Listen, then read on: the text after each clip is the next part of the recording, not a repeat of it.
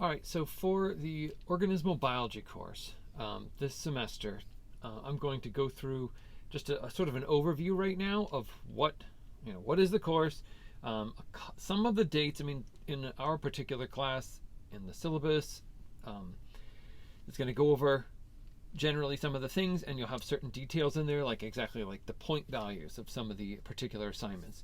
You're going to have schedules, specifically a lecture schedule, and then the lab, called lab related because we're online, but we're going to have lab work that you're going to do, research projects, reading about scientific research, making up your own proposals, and a bunch of other lab related things that you're still going to do, but there'll be highly detailed deadlines for all those written out in a separate sort of lab schedule for when those things are due. And then each one of them will have individual descriptions, but I'll talk about that in a second. So what I'm just going to do is go over just generally the timeline of the semester, what are some of the topics, how does it all sort of fit together, and then talk a little bit about some of the assignments. There'll be specific, this isn't the only video talking about assignments, there'll be others where I'll go over things very specifically when they're assigned. So they're not assigned right now, this is just the beginning. So organismal biology is a course that generally focuses on the evolution of organisms. All right, so it's not on, it could be anything that's really alive that's either a cell or made up of cells. And so we have some organisms that are whole organisms that are just single-celled. And so bacteria, the archaea, and a number of protists belong to that sort of classification, that they're just single-celled organisms. So we'll be talking a little bit about those. And then we'll talk about the evolution of multicellularity. And so we get into the multicellular organisms. And so some of them, the first ones are there in the protista. Then we'll talk about fungi, plants, and animals. So then it becomes sort of a biodiversity course, talking about just different groups of organisms, what are their characteristics, what's unique about them, structure, and physiology. So sort of form and function, and how they kind of interrelate with one another, and then also how they interrelate between groups. So that's the other aspect of it. We're going to do a lot of comparison, compare and contrast between this group and that group, how the structure's similar, how the structure's different, how is their physiology similar or different, how are there links between them. So both physical links and then genetic links. So we're not going to go a lot into genetics in this course, but there will be some embryology, so looking at patterns of tissue development and structures, but also embryology from a molecular sense, certain genes that are activated and turned on that develop that link to certain structures in the body of a fruit fly and you. And it's the same basic gene, and you can actually take genes from mammals and put them into the fly, and they'll control the regulation of the same structure, right, in the fly, but the gene was from a mammal, from a mouse. So we'll talk a little bit about those kinds of relationships as well, and how they link all living things sort of together. And then we kind of end with talking about communities of organisms. So we'll look at populations of species, communities, ecosystems, and biomes, and then how organisms interact within them and how some of those things then drive the evolutionary processes. And so that's kind of where we begin in the class. So the first exam is about a bunch of different things. So it's the one that's kind of the most, I won't say scattered, but it is, in terms of sense of there's a whole bunch of different topics, and I'm going to try through the lectures to unite them as much as possible and draw sort of a thread between them where you see a connection. So the theme is evolution of organisms, evolutionary mechanisms. So there's going to be topics where we'll start off with like meiosis. We'll look at it from a chromosomal basis, and then we'll look at inheritance patterns. So we'll kind of go a little bit back and forth between Mendelian genetics and aspects of meiosis, population genetics and aspects of meiosis, mutations and things that will affect different alleles. We'll talk about allele frequencies and changes in them in populations, and then how things that we'll eventually get to at the end of the class, how certain types of interactions between organisms can then change frequencies of alleles to change them into being something different types of variation within a population of a species, or even to different species. So we're going to kind of go through a lot of that, and then how organisms are classified and that sort of thing. So some of the cladistics that are used and phylogenetics that are used to kind of draw branching tree diagrams to kind of show the relationships between organisms. So we'll do those sorts of things. Now within each block, so what we're going to have is obviously an exam. So these are the exam dates here. So your exams are not going to be on an exact day. They're going to be over a span of days because it's online, and this allows students flexibility in when they actually take their exam. The exams will have two parts to them. There'll be an online part that'll be done and graded immediately, and you'll have the grade from it, and then there'll be a written part that you then have to submit, also online. They'll be together in the same folder, and so you'll have a very specific time when you do the, say, multiple choice part that's online.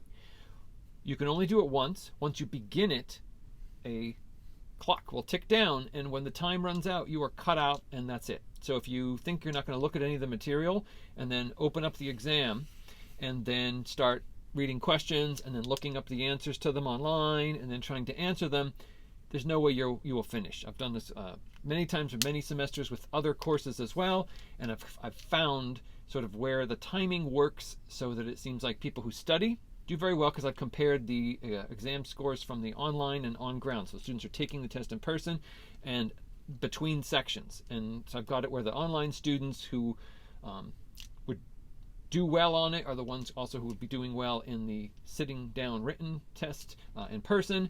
And the ones who don't do well online, they also wouldn't do well in person either. So it kind of, I've seen this work out about the same both ways. So you'll have a specific time limit for that. It'll be set up in all the details of the actual exams themselves. So you need to be prepared. You need to have, you need to watch all the lectures. You'll need to take all your notes. You'll need to prepare just as how you would for studying for any other exam. You'll be having lists of terms and then specific questions and topics, and you'll be also prepared because every single exam is going to have quizzes, online quizzes associated with it. So exam 1, for example, we'll have quiz 1, 2, 3, and 4. So 4 quizzes, and the topics on those quizzes, the questions on those quizzes will cover the things on the exam. So essentially, if you've completed these 4 quizzes before February 10th when the exam begins, then you should be ready to also take the exam. Doing these quizzes will help prepare you in that you can repeat the quizzes. So if you do quiz 1 and you kind of think you know some of the answers, some you don't know, you just guess on or something like that, and you get like a 5 out of 10 on it. That'll go in the grade book and that's your grade. But you can repeat it up to 3 times maximum. So then you can say, oh geez, I missed a whole bunch of these things, so let me go back. You look up answers. You go, oh, that's where, or I had this topic confused, or I never didn't read that, or I read it wrong, or I didn't even watch that lecture. I just thought I would just do the quiz. And now you go through the material. Redo the quiz. Then you get 10 out of 10, but the grade book will say 7.5. It'll give you the average of those. This also encourages you to maybe do it even a 3rd time to just boost your grade, because the grade, there's going to be 16 quizzes in the end, 160 points. That's going to be a little bit more than the final, almost the same amount as your final exam, which is 150 points. So it's more than an individual exam if you add them all up together. So they are a study tool. They're going to help you prepare for the exam, but they also are going to count toward your grade, and they can hurt you if you don't do them. So I've had students who do well in other aspects of the class and then get a poor grade at the end because they just didn't do any of the quizzes. They just decided not to do them. I don't know why that would be, but that's just the way it is. So you're going to have then quizzes 1, 2, 3, 4 for exam 1, quizzes 5, 6, 7, 8 for exam 2, quizzes 9, 10, 11, 12 for exam 3, and then quizzes obviously 13, 14, 15, 16 for exam 4. All right, so kind of exam 1, you'll get a study guide of material, a whole list of terms, and you'll have these quizzes, and you'll have topics, and they'll be kind of broken down so that like these topics are related to this quiz, these topics are related to the 2nd quiz, these topics are related to the 3rd quiz. Do those, and then around the time of the exam, you should be ready. Now, if you're not exactly ready on the 10th, like, oh no, I'm not done. That's why we have a little bit of time. So you have 11th, 12th to kind of say, okay, I need to finish up this material and get it done. You won't be able to finish all of it in 2 days if you did nothing until this point in time. But as long as you're working toward it, you then have a little bit of flexibility. There's a written part to each exam. You'll get the questions right when the exam becomes available on the 10th, and just that you have to submit them back to me through our Blackboard shell by the expiration date on the 14th. So you will be, some people will type them, some people will write them out and then scan them, and we'll go over that in a separate video, but you'll then submit them through Blackboard back to me, and then I will read them all and I'll grade them and assign you the grade for those particular sections. So right when you finish the exam, you'll get an immediate grade for the multiple choice part, and then you'll just have to submit and then wait to get back from the written part, but you'll have a pretty good idea. I mean, if you get, 70 out of 80 points on the multiple choice part, you already know, even if you got a 0 on everything else, you already did got a C at least, you'd passed it, type of thing, and then you'll probably get more points if you actually do the other parts of the exam.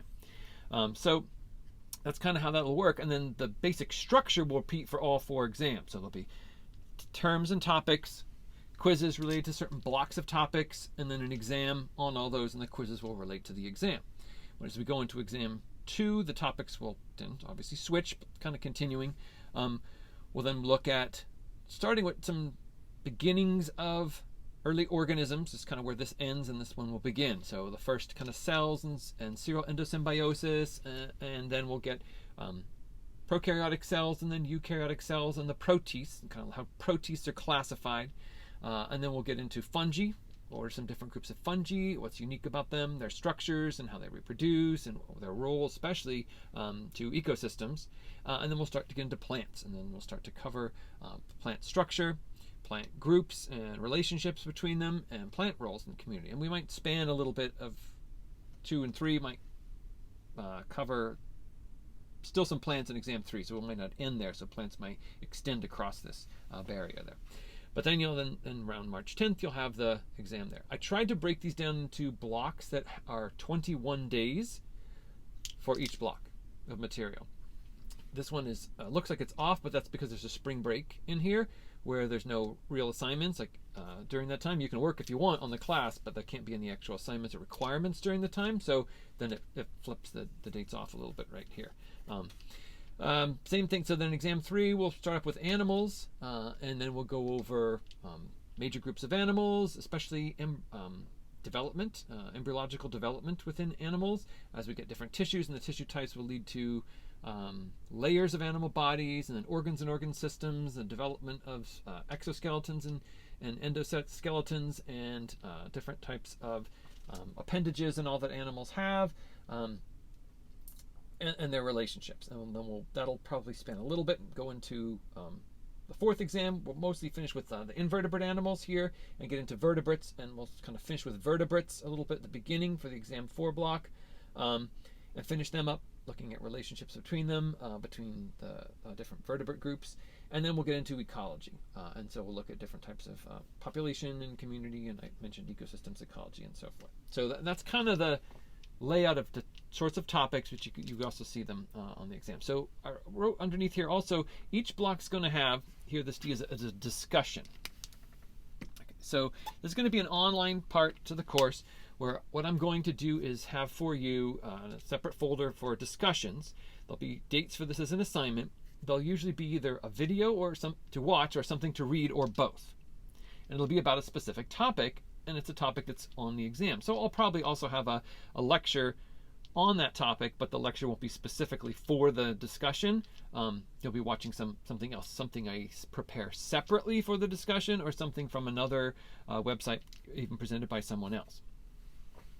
So you'll have this information. The first exam 1 is going to be related to the definition of biological species and alternate definitions. So you're going to have a lecture that covers some of that. Then there'll be some things that you're going to watch and some things you're going to read. Then I'm going to have for you very specific questions, and then you're going to open up into this discussion board, and you're going to have to do 2 things. One is answer those very specific questions, and just answer them there. Other people are going to see them, all the other students in the class. No one is going to comment on the answers of those questions. It's just for me to grade, okay? But they'll be there where everyone can see. Look between for the answers of these different sorts of things. You're also then going to have to put in your view on alternate definitions for species, and give some supporting evidence of why you think this might be a better definition for species than the currently used one, or why there's problems with it. So that's the kind of thing, and you're gonna have to write. I'll give you very specific details of how long it needs to be and what needs to be in there, but you'll type that up, and then other students and you yourself will have to read those from others in the class and then make a comment on them. Again, they have to be positive and constructive and thoughtful comments. Anyone who puts just any kind of thoughtless sort of negative comment, it doesn't matter what you do for this assignment, you'll just receive a 0 for the assignment. So that's not part of it. If you disagree with someone, you'll say, I view it differently, and this is why. And that's how you need to explain it. And that's fine, because scientists argue all the time. Everybody argues constantly and doesn't agree about a lot of different things, right? And that's a good thing. It's a part of what makes scientific work better, is disagreements and then arguments. But then people work together. They come up with, but I suggest let's try this. And then someone is open enough to say, yeah, that is a good idea. Maybe I will try that. Let's do it. Let's do it even together and work together on that project, and let's see. So it's what makes everything better by doing that. So you're going to have to write these little comments from your discussion, and then you're going to be expected to comment on someone else's, and there'll be requirements there too. It's not going to be just like, oh, I agree, or I disagree. You're going to have to say, again, why. I disagree with you because, or I agree, and I also think this helps support your conclusions on it as well, something you may not have read or seen in another video. So that's the type of thing it's going to be, and hopefully that helps set up communication also with other students in the class, where you can work on some of the other things together. Not that you'll have to, but you can then exchange ideas. And there'll be one of these for each block of material, so there'll just be 4 through the whole semester. That's it. The first one will become available around the 1st of February, and then you'll have to be done with it. Your comments to others, and also your actual discussion of the species concept will have to be posted by the 10th. All right, and then we're going to talk about classification of Protista, which is a tough group. You'll see when we get to that, and how that relates to what we talked about cladistics and all. Embryology, relationships, there's a statement called Phylogeny Recapitulates Phylogeny by Ernst Haeckel, and a lot of people don't like that and think it's completely wrong. And the idea is that stages of embryological development say something about evolutionary relationships, and some people take it completely literally, and that's not right, and it seems like a joke if that is how you take it. However, if you don't take it that way and you take it as sort of that they just share patterns, it becomes very interesting and actually very important in helping look at how organisms are related to one another. So there's a lot of interesting things to discuss. There's different views and different information and how you look at it. So we'll have that. And then all kinds of things drive evolution, from selection for mates to lacking resources and environmental conditions and disasters and all sorts of different things. So there's all kind of interesting stuff we can also talk about in the last discussion. So you're going to have, related to lecture topics, you'll actually have lectures like this where I give a lecture throughout the whole entire semester, just like you would in person, but it'll be in this format. Then you'll have study guides, which you can go through to find all the terms and define them. You'll have links to readings, which you can either get from your book or I'll put online links. So essentially you can click on it and it'll open up there isn't like an online version for our textbook, but there's sort of other textbooks online that you can get things from. And so then you can read, fill it in, so eventually you get all that information, do your quizzes, and then be prepared for the exams. Expanding on that to add some more thought, and so ways you can have more input, we'll have these discussion blocks, so you can discuss certain key topics that are found in each of the exams. I should cover all the exam stuff, all right? Not everything, but with details, but you should get a picture now of what's happening. With the dates, they're going to be in the lecture schedule, and so you kind of have that. Now, the lab, that's one of the bigger questions. What are we doing, for lab, since we don't actually meet for lab as an online class? So how is that actually going to work? Well, what normally happens in this class? What do people actually do when they actually meet? Well, a couple different things, but there's 2 sort of main things. One is that there's a lot of experimental design, scientific method, performing experiments. So you perform experiments that instructor designs for you. You just kind of do it, and you kind of observe and get a feel for a process of science. Then you start to design your own experiments and then do them. And they're usually some small scale project, and they might run for several weeks or a month, or depending on the semester, you might do multiples, or you might just do one long project. That's one thing. And then, so how are we going to address that? Well, at home, what we can do is something that's really easy. And we often do this at colleges and universities too. So is with plants. Because with animals, there's a lot of questions and problems and difficulties and a lot of different things to deal with. But we could deal with these with plants pretty well. So we're going to have a first experiment. Do plants need soil to grow? It's going to be a question, right? So you're going to have a worksheet. It's going to have things like you're going to have to state a hypothesis, and you're going to have a little bit of a design. You have these things. I'm going to guide you kind of through this. You're going to do a very simple experiment on plant seeds. So you're going to have to get a few things yourself. I'm trying to make it so it's as inexpensive as possible. So from a grocery store, a garden center, someplace you'll need to get plant seeds. Ideally for this first one, it's bean seeds, because they definitely will work with them. It may work with a whole variety of other types of flowers or vegetables, fruits, all kinds of things it may work with. I don't know. That might be part of what comes with these other experiments, okay? So for the first one, you're going to kind of get some bean seeds. You're going to put them in some bags. You're going to put a little bit of water in it. You're going to tape them up to your windows. And we're going to make some observations. You're going to do some things that we're going to see about their growth. Then what's going to happen is you're going to expand on that. So then you're going to design an experiment of your own. It could be with the beans, because you already have some of those seeds, or it could be with a different plant, or it could be the beans plus another species, or it could be two. You're going to have all kinds of control over what you do, okay? You'll first propose it to me, and I'll tell you this is unrealistic, it's way too much, or this is too minimal, you need to do more than this. I'll give you quick feedback before you actually do anything. Then you'll set something up, and then you'll do it, and you'll collect data, and then you'll turn it in, and then this will be like the first experiment. And it'll probably run for several weeks. So I don't have the dates up yet, but I'll get the dates, and it'll run through, it's not going to fit within these blocks, okay? So it's going to kind of span some of these blocks. Once that's done, you'll turn in a final write-up of it, and then once you get the grades back on it, you'll be required to redesign it. So you'll have to then improve upon your experiment. You'll add controls, you add more replicates, you might change the way one of the treatments are done. You're going to do something different to do it better. And then you're going to redesign, repropose it, and then redo it. You're actually going to do it again a second time, but differently, in a different way. You're going to write that up. So we're going to kind of have, and this is going to expand, this is going to span most, a big majority of the semester kind of doing this. So it's not all going to happen at once. It's going to happen over a long period of time.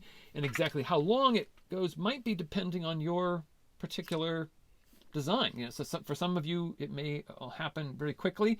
Like Charles Darwin did an experiment with plant seeds of different species that were exposed to seawater. The idea being, can they go from a mainland to an island and then start to grow on the island? They would be exposed to seawater. Would the seawater kill them or destroy them? So you could take plant seeds, put them into seawater for different amounts of time, for a day, a week, 2 weeks, that sort of thing. Then eventually take them out of the seawater, wash them in fresh water, plant them in some soil, and then see if they grow. And you could just score them. Yes, grow, no grow. And that's it. And it's going to kind of have the experiment done. You could wait for them to grow up, and you can compare how they grow. Ones never exposed to seawater versus ones that were exposed to seawater. So again, I'll go over those in separate summaries for when we get the projects going. But that's kind of the idea there. So what you could do now, sort of getting ready, start to get some seeds and start to get some things. You could just use like little paper cups. You could use plastic cups. You have to have some kind of cups to kind of put some soil in. You have to get some soil. So here it's wintertime right now, so it might not be super easy, but there are a lot of stores you can get a small bag of soil for just a few dollars. It's not very expensive to do. And you could potentially think about it as an investment, and you can grow something that you can eat yourself, grow radishes, and you could have them for yourself later on. So you could just kind of keep that in mind. Something also related to this going on at the same time. Okay, it's not going to be like this happens, then that happens. You're going to have throughout the whole semester, so probably one here now starting in the first exam, and then we'll probably have like two here, two here, or and another one toward the end. So probably spread out, something like that, where there'll be scientific papers that I'm going to ask you to read of other people's research, and there'll be a bunch of questions about them. And then as we go along, they'll become a little more challenging as far as the questions and the things that you have to do as you get used to reading those papers. And they'll tie into some of the topics in the class.